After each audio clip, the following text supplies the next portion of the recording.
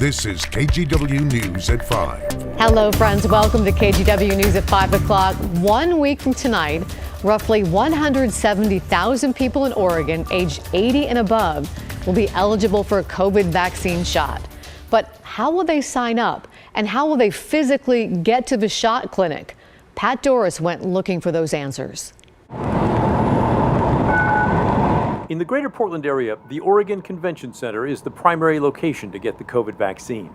It's on a busy street on Portland's east side and not a problem for most people to reach.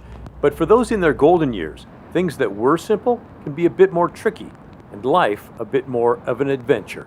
Just ask 78-year-old Barbara Almignana. My husband is going to be 87 in 2 weeks. He has just returned from a 6-day stay at Kaiser with his second heart attack, and he also has kidney failure. I have severe mobility problems from arthritis and several other conditions, so I use a walker full time. I called Barbara after she emailed me concerned about how seniors will get the COVID shot. She does not have a web camera or a laptop, so we talked over the tablet she uses for doctor's appointments. Technology, though, is tricky. We couldn't figure out the audio, so I held up my phone to the microphone. So what are your thoughts when you think that, to get a COVID shot, you might have to drive down to the convention center? Yeah, well, that isn't going to work for us, and that's been a major frustration for me for quite some time. She believes they qualify now for the shot since their grown children are also their caregivers at the house, helping 5 days a week. Those same kids could give them a ride, but she worries about long waits even before the shot. And I hope that there can be a solution, particularly now that older people are becoming eligible, and I know they'll have the same problems and issues I have with going to an indoor site at a convention center where it's hard to park, hard to get in, and then you have to wait in line. On top of the location, there's also the sign-up issue. There's no drop-in vaccine clinic in the metro area. You have to register for an appointment ahead of time. But the existing online system to get an appointment is tricky even for younger folks. If the state has a simpler option, they've not shared it with us. Friday, the head of the Oregon Health Authority said the state is trying to get vaccines out to several locations for seniors. Barbara does not give up easily. She's called everyone she can think of, including the OHSU drive-through clinic. No luck. I just can't get to the right person to say, what are you going to do to make these shots more accessible for older people and those with disabilities? And so far, I've just been low-level people. One of them turned around and talked to a supervisor, but she's the one who said, go to Eugene. Oh, nice. Which wasn't too helpful. No. We still don't know how 80-year-olds are supposed to sign up. We asked the county, they don't know. We asked the state, they didn't respond. We went on the portal, and it would only take us if we said we were 1A, not an age category. We'll keep asking, and we'll let you know what we find out. In Northeast Portland, Pat Doris, KGW News. My 80-year-old mom has all those same questions. We will stay on top of it for you. There's more than one place to get a vaccine in Southwest Washington. The bigger challenge is getting signed up to get one. At a virtual town hall for Clark, Cowlitz, and Skamania counties today, health officials took some heat. It was mostly over appointment sign-up systems that are frustrating people. A lot of the frustration has to do with a state-run mass vaccination site at the Clark County Fairgrounds. 4,000 appointments for this week filled up in half an hour yesterday. And many others who thought they'd secured a spot got stalled in the process and failed to get one. What we have been trying to figure out is whether you could go to one place and sign up for a vaccine depending on where it is available and what is close to you. That state health official said they're trying to get a statewide system capable of handling all the signups. Right now, to try to get vaccinated anywhere other than the fairgrounds, call or go to your county health website to get on a waiting list. We know there are a lot of questions surrounding the vaccine and how to get yours. You can text the word vaccine to the number on your screen, 503-226-5088, and we'll send you a link to our coverage that answers some of the most common questions. Skamania and Clark County Public Health say customers may have been exposed to COVID-19 after visiting a Camas hair salon. They say it's unclear how many may have been exposed. Devin Haskins reports. The possible exposure is linked to Stellar Hair Design in Camas, but the positive test was first reported to Skamania County. We went to the salon, but it's closed on Mondays. The dates of the possible exposure are between January 19th and 23rd or on January 26th from 10 a.m. to 7 p.m. For privacy reasons, Clark County wouldn't say if it was an employee or a client that tested positive. Clark County's Public Health Department, though, did say that they are working with Skamania County and asking for those that may have been exposed to self-quarantine. During a public health investigation, Clark County says they work with a person who tested positive.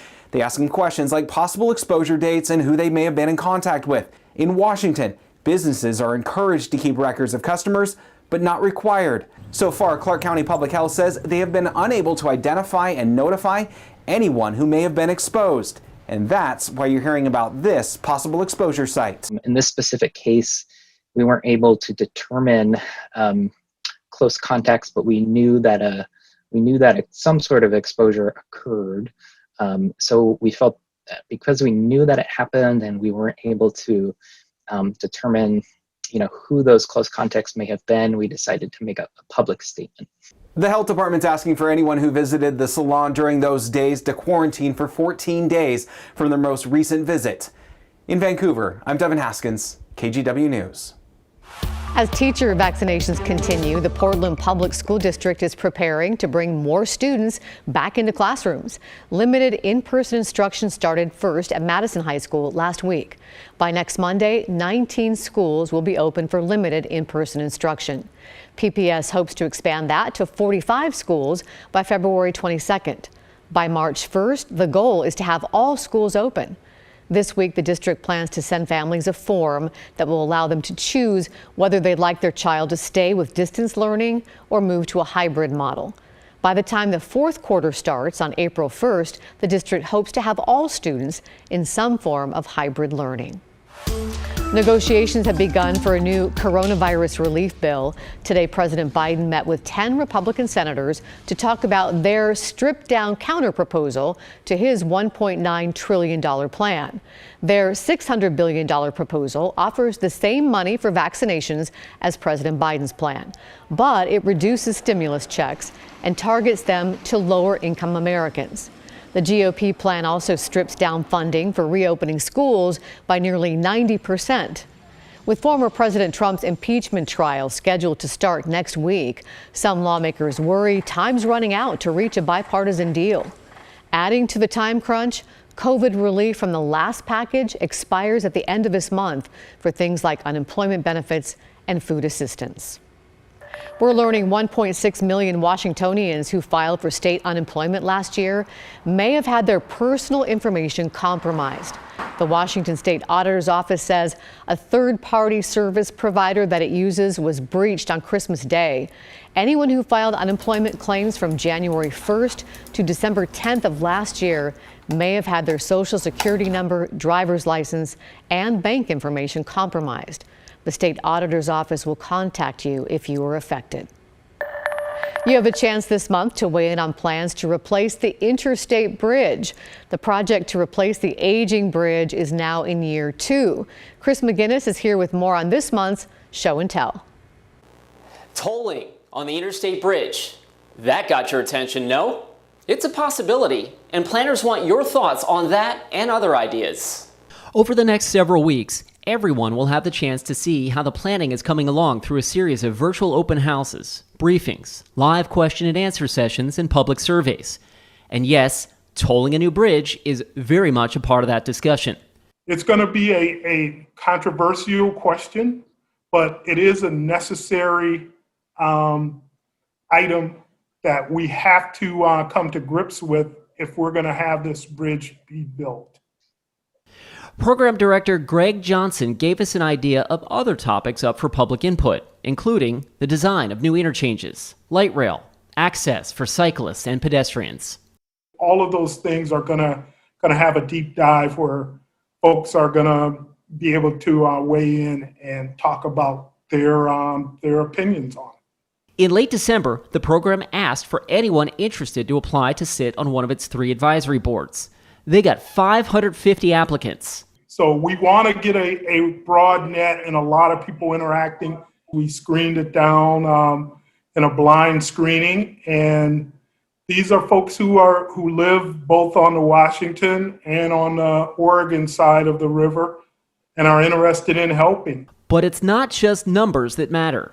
We're looking for actual quality input, questions, comments. The online open house will run February 16th through March 1st, and virtual community briefings will be held during key milestones. Although the first traffic won't likely flow over a new bridge until the year 2030, planners insist that now is the time to gather all of that quality feedback. We'll post this link on our website to help you participate. I'm Chris McGinnis for KGW News. Today, Oregon's new law goes into effect, decriminalizing the possession of all illegal drugs. It removes criminal penalties for low-level drug possession charges and replaces them with a $100 fine, which could be waived if the person seeks treatment. Oregon is the first state in the nation to decriminalize drugs, but it is important to clarify this does not legalize them.